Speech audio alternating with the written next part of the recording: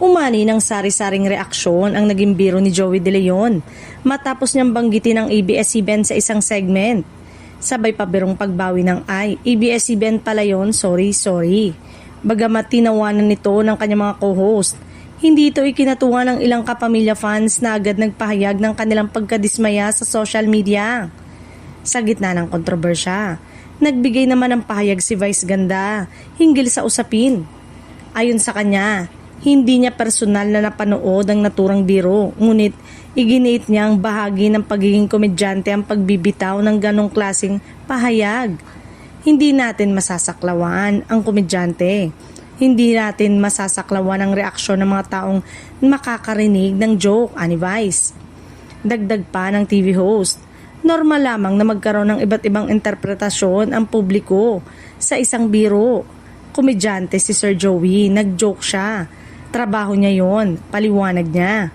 Sabay diin na natural ding may mga taong maapektuhan o hindi matutuwa sa ganitong klaseng uri ng humor.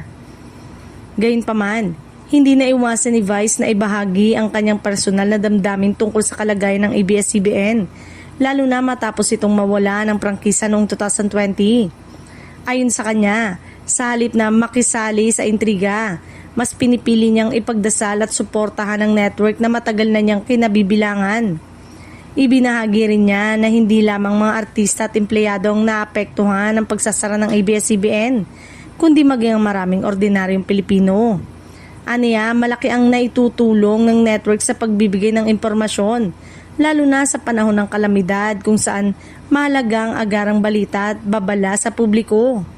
Sa huli, umaasa si Vice na maresolba ang mga issue na kinakaharap ng ABS-CBN dahil para sa kanya, ang pagbabalik ng mas maayos na operasyon nito ay hindi lamang para sa industriya ng showbiz, kundi para sa kapakanan ng mas nakararaming Pilipino na umaasa sa serbisyong hatid ng network.